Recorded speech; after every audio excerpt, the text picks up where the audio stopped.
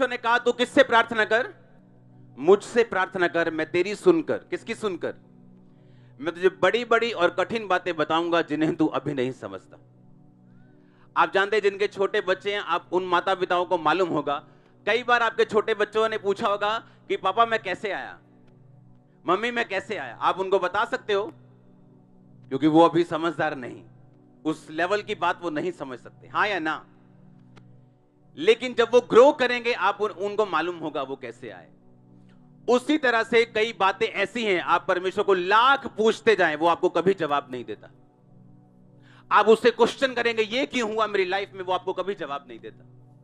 आप परमेश्वर से पूछते जाएंगे, आप फ्रस्ट्रेट भी हो जाएंगे, खिंच भी जाएंगे, लेकिन वो आपको जवाब नहीं देगा, क्योंकि बाइबल कहती है वो अपना जवाब पहले से वचन के बीच में दे चुका है कि मुझसे प्रार्थना कर, मैं तेरी सुन के बड़ी और कठिन बातें तुझे समझाऊंगा जो तू अभी नहीं समझता।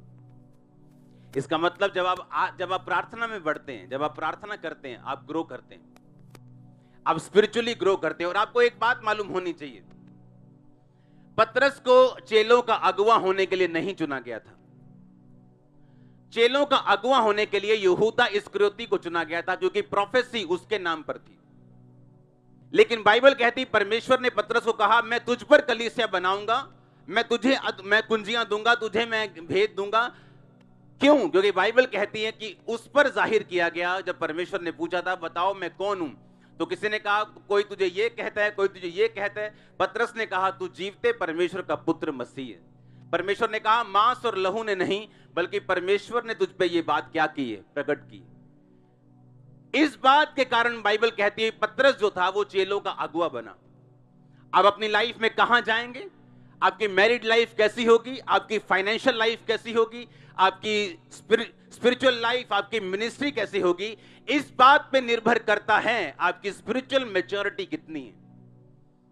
अगर आपकी स्पिरिचुअल मैच्योरिटी 500 लोगों की है तो परमेश्वर आपको 600 लोग देके आपको मरवाना नहीं चाहता। अगर आपकी कैपेसिटी 1000 की है तो वो आपको उतने देगा। जितनी आपकी स्पिरिचुअल मैच्योरिटी है परमेश्वर आपको उतना ही आशीष देता है। अब ये आप पे निर्भर करता है कि आप स्पिरिचुअल मैच्योरिटी में कितना आगे जाना चाहते हैं। और उसने कहा अगर तू स्पिरिचुअली बड़ा होना चाहता है तो मुझसे प्रार्थना कर, मैं तेरी सुन के तुझे बड़ी और कठिन बातें बताऊंगा जिन्हें राइट नाउ तू अपनी जिंदगी में समझ नहीं सकता। तो कितना जरूरी है परमेश्वर के साथ समय व्यतीत करना।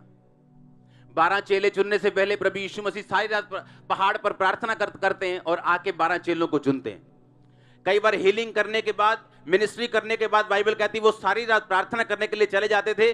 और आप इमेजिन करो कितना जरूरी है आपका प्रेयर करना। अगर इस जगत का परमेश्वर खुद प्रार्थना कर रहा है यहोवा पिता के सामने कि ताकि वो स्पिरिचुअली उन चीजों को फाइंड कर सके जिसके लिए वो चुना गया, तो आप इमेजिन करो आपको कितनी प्रार्थना करनी होगी उन चीजों तक पहुंचने के लिए जो परमेश्वर ने आपकी जिंदगी के लिए तैयार की है। अपने पड़ोसी को बोलो धोखा ना खाओ, धोखा ना खाओ। ऊंची आवाज में बोलो अपने पड़ोसी को धोखा मत खाओ, प्रार्थना करो, नहीं तो बड़ी और कठिन बातें तुम्हें समझ नहीं आएंगी। बाइबल पता क्या कहती, उसने कहा मेरा रास्ता क्या है, तंग है और बहुत कम है जो इसे पाते हैं। दूसरे रास्ते बाइबल कहती है चौड़े हैं और बहुत लोग हैं जो उसमें से जाएंगे। और बाइबल यह भी कहती है कि मेरे मार्गों में उत्तम पदार्थ पाए जाते हैं। उत्तम पदार्थ आपको कहां मिलेंगे? इसी तंग रास्ते में। अब अपने घर से निकले यहां तक आए, रास्ते में कहीं हीरा पड़ा हुआ मिला आपको? कहीं सोना पड़ा हुआ मिला 1 किलो 2 किलो? अगर होता तो आप यहां नहीं होते, आप बेचने चले गए होते। हाँ, लेकिन जब आप जमीन को खोदते हैं, चट्टानों को खोदते हैं, मेहनत करते हैं, आपको उत्तम पदार्थ मिलते हैं। सोना और हीरा आपको सड़क पे पड़े हुए नहीं मिलते। उसी तरह बाइबल कहती है उत्तम पदार्थ तुम्हें तंग रास्ते में मिलेंगे। और तंग रास्ता क्या है? प्रार्थना का रास्ता। तंग रास्ता क्या है? फास्टिंग का रास्ता। तंग रास्ता क्या है? पवित्रताई का रास्ता। तंग रास्ता क्या है? परसिक्यूशन का रास्ता, सताव का रास्ता, जिसे आप सहते हैं परमेश्वर में। और बाइबल कहती है तो उत्तम पदार्थों के तुम मालिक होंगे। आप उत्तम पदार्थों के मालिक होंगे। वो उत्तम पदार्थ आपका बेस्ट मैरिड लाइफ होगी, वो आपकी बेस्ट स्पिरिचुअल लाइफ होगी,